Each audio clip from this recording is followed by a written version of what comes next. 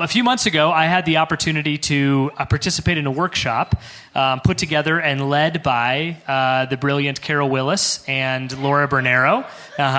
They created this great workshop about cross-generational communication. I highly recommend that they do this again, that you attend, or maybe hire them to come and do this for your staff, whatever it is. It was a really good experience on a number of levels, but one of the things we opened by talking about was a conversation around how different world or national historic events can tell us a lot about which generation we sort of associate with, okay? So if I asked you to tell me your experience with the JFK assassination, okay? If you were alive at that time, that's a first prerequisite. You'll probably have a specific memory of when that happened, where you were, what was going on. Perhaps I could do the same with the Civil Rights Movement or the signing of the Civil Rights Act.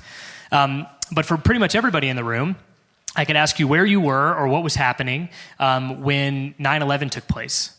And you could probably remember it pretty vividly because that's sort of a hinge moment in history, right? Everything was a little bit different after that. It wasn't just airport security that changed. It changed our perception of the world, our expansion, or our understanding of the world and countries well beyond the United States were now all of a sudden in our purview.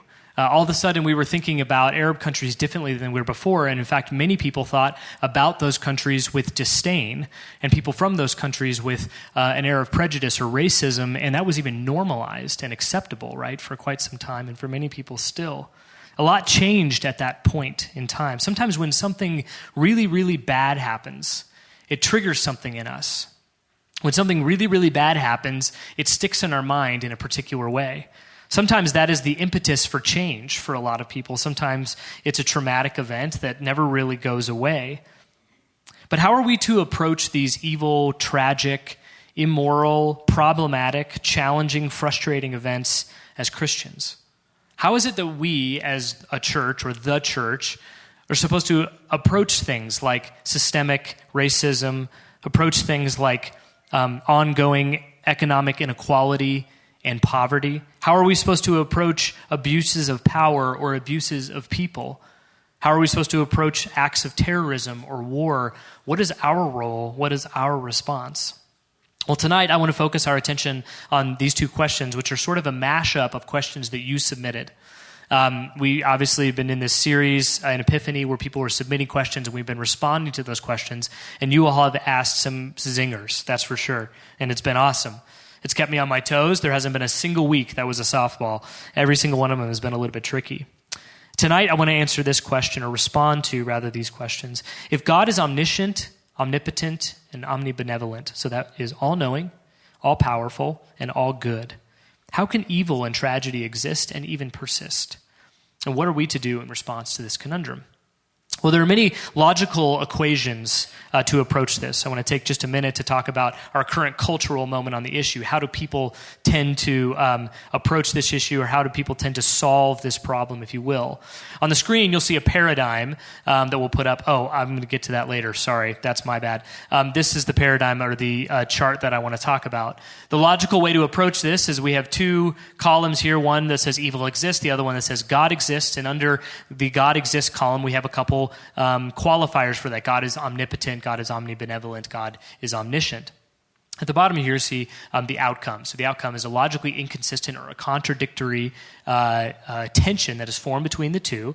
And the only way to solve that is to negate something or to change the way we define some of these things. Okay, so you can go on to the next slide. You can see one of the ways to go about this is the atheistic approach, which is common in our society. If not in thought, it's certainly common in practice, right? A lot of people live their life believing that God, in fact, doesn't exist. Okay, and if God doesn't exist, the problem of evil is, in fact, solved because we don't have the God that we talk about around here a whole lot, the God that we follow, the God that we worship, to be in tension with the existence of evil. Okay, so that is one logical way to solve the problem.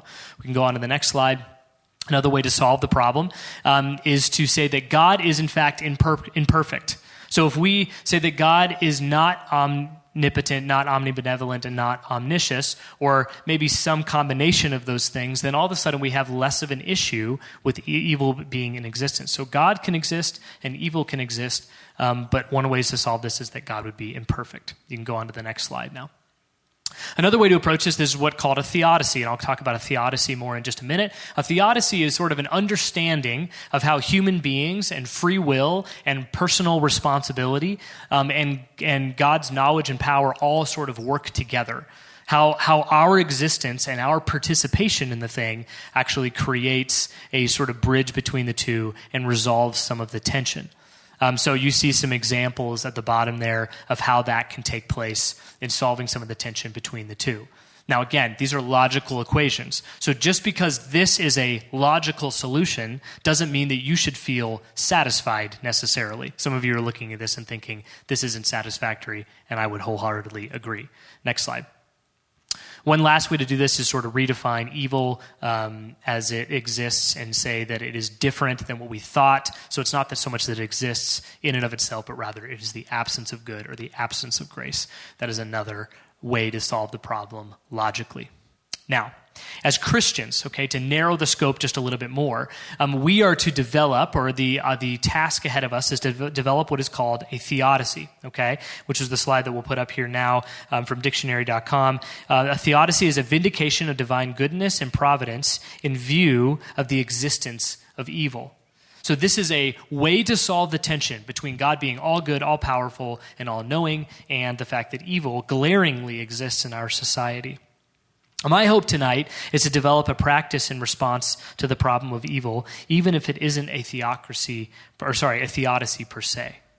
I do want to present that to you, and I hope that you think about a theodicy, you think about the way that you might engage your own particular theodicy for this particular issue. And at the same time, my hope tonight is that, like it has been through the whole series, is that we develop a posture and a practice that helps us know what to do when we're faced with tensions and conundrums like this.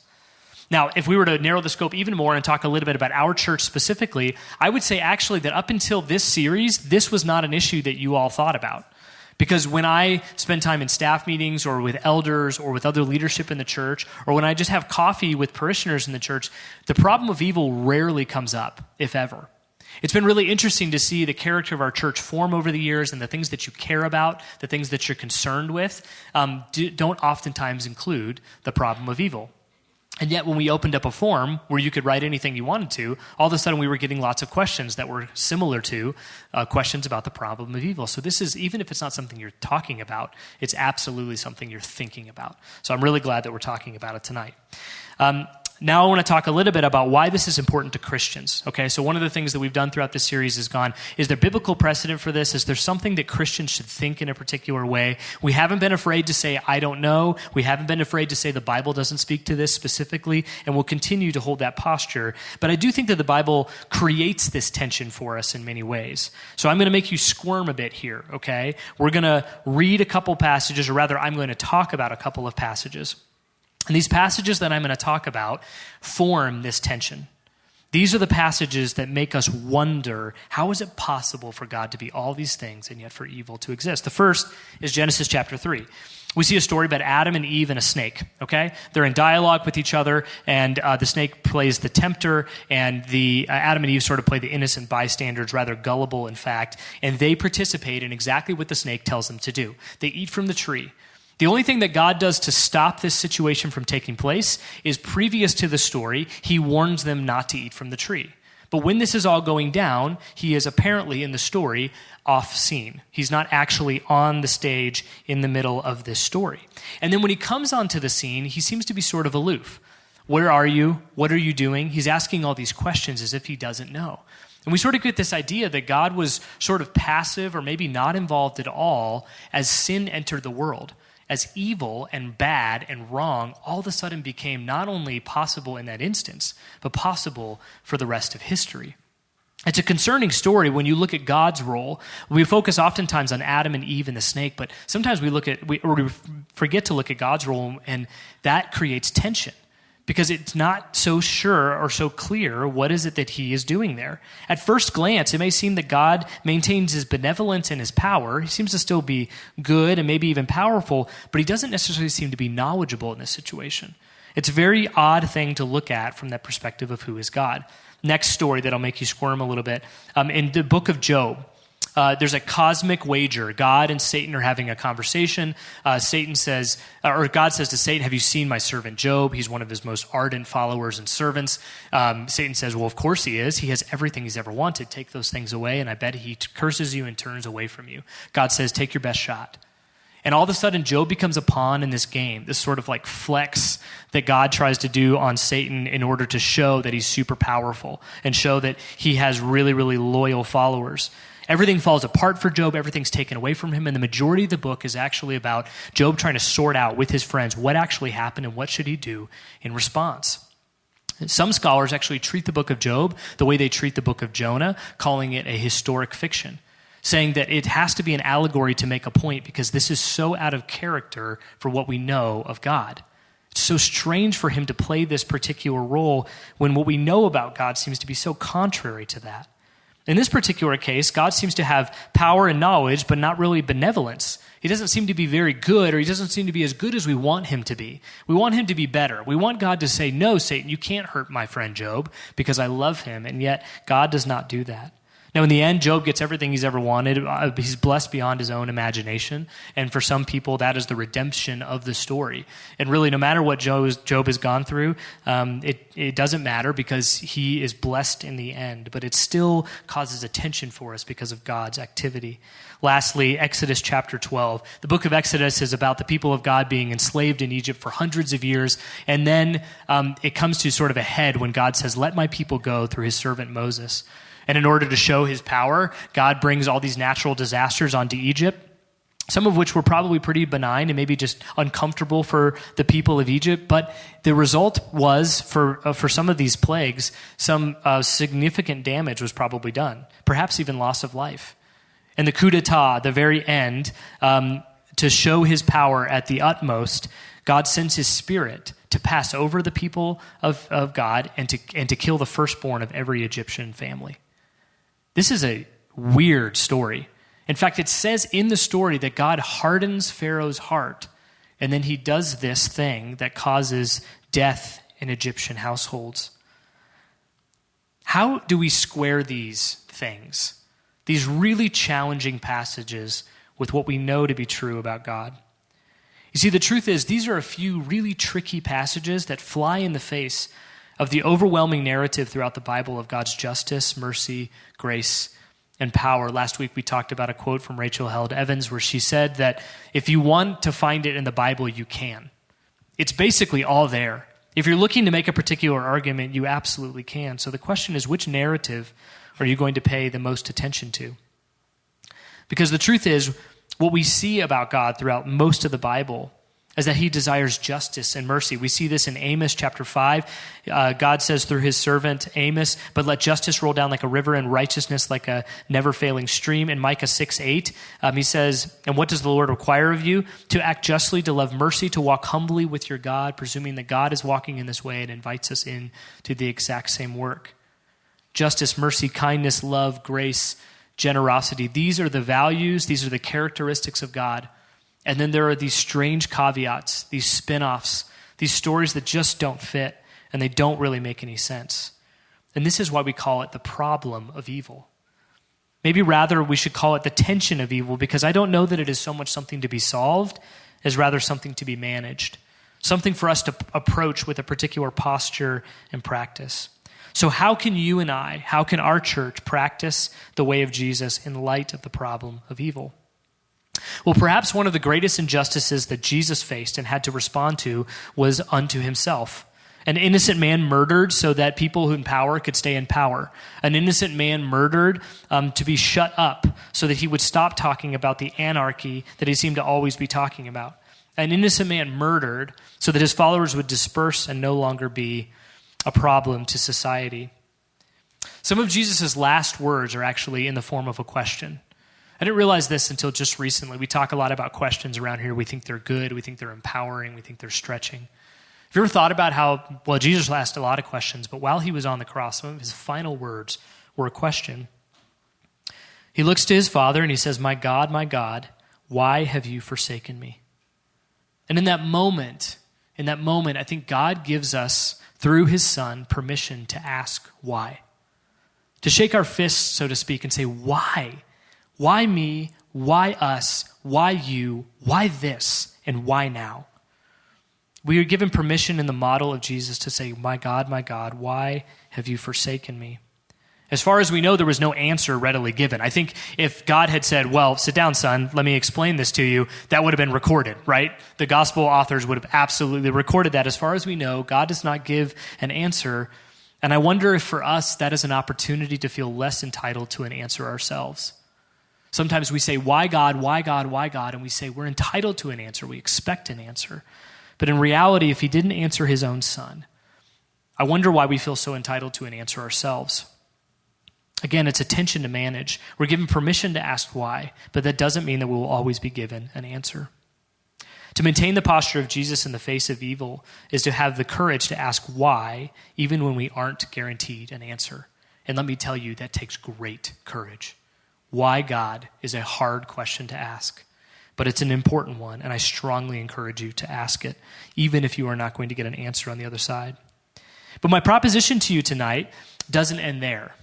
If why is our posture, if that's sort of the way that we posture ourselves, our practice has to be one of growth. It has to have a growth edge, something that stretches us, something that moves us in a particular direction, so we don't sit there and spin our wheels in the mud of why. We have to look beyond that. The songbook that Jesus would have used was called Psalms, and in chapter 13, it says this, "How long, O Lord, will you forget me? How long, O Lord, will you forgive me forever? How long will you hide your face from me? How long must I take counsel in my soul and have sorrow in my heart all the day? How long shall my enemies be exalted over me? Consider and answer me, O Lord.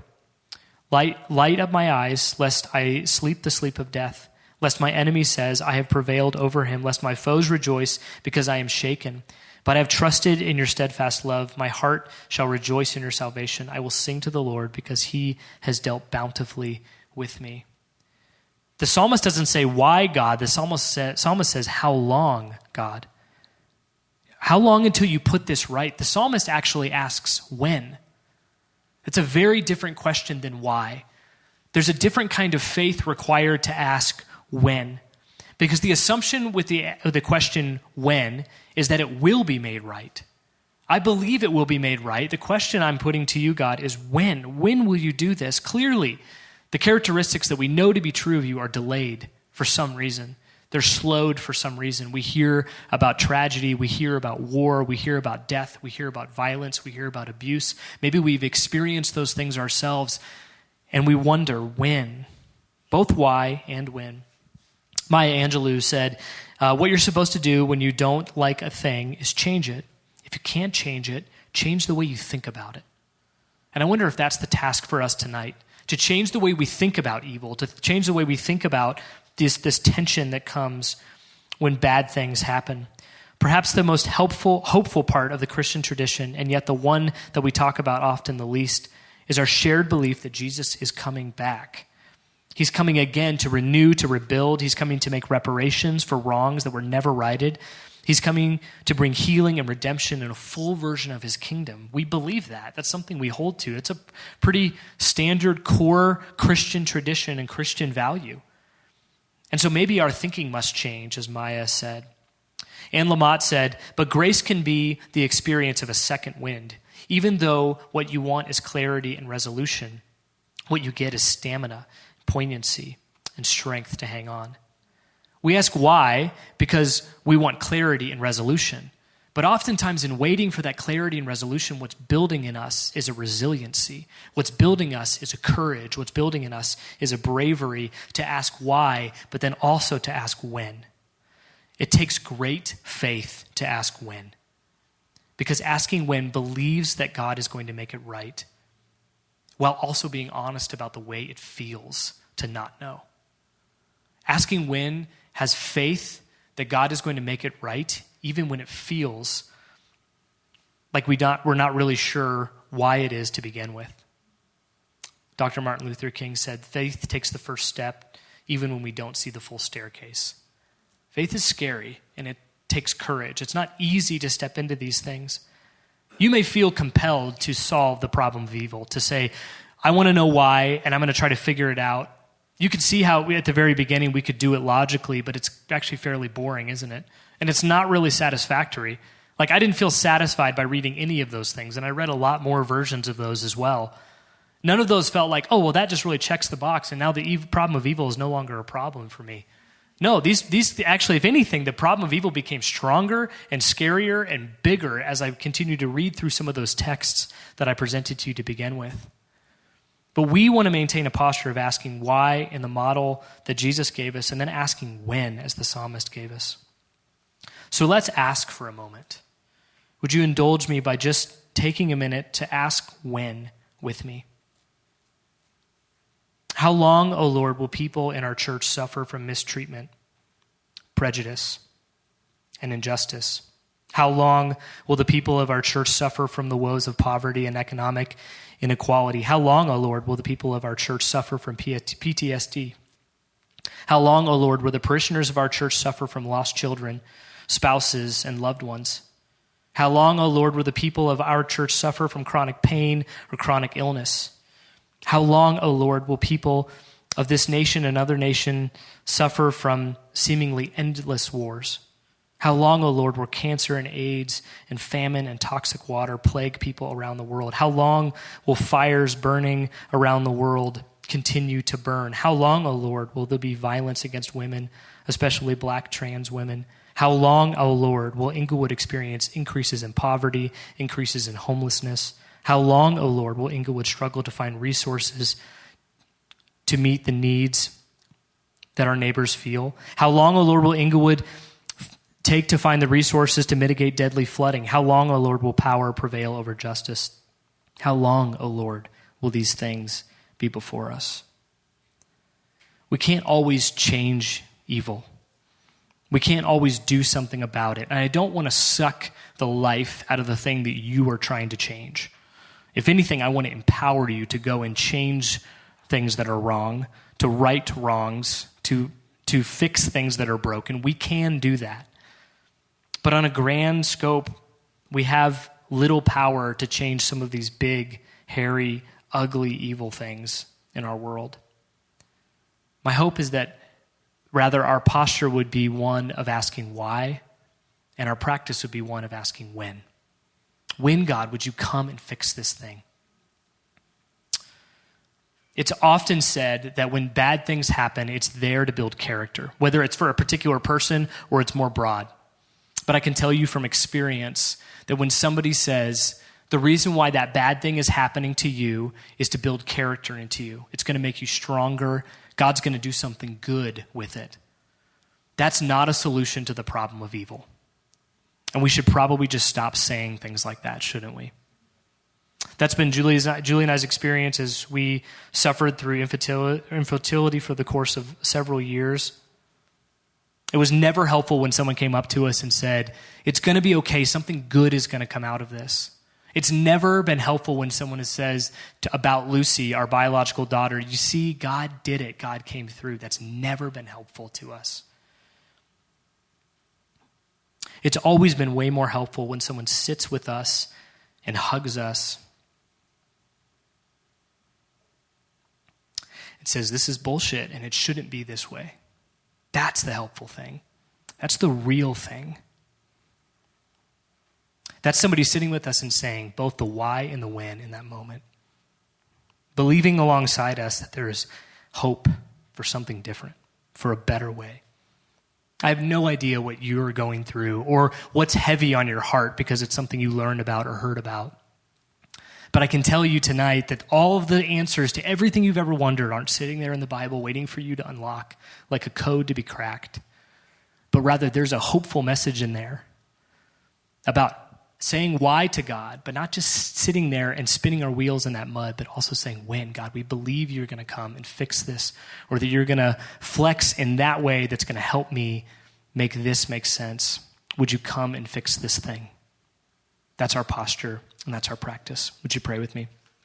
Heavenly Father, thank you that you didn't just leave us to experience these things and carry this weight on our own.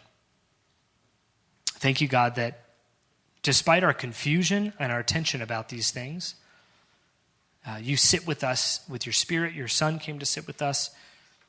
You've developed the church, the people of God, to sit with us and say, this is wrong. Thank you for that. Even if we don't have all the answers, we thank you for at least that. We love you and we pray these things in your name. Amen.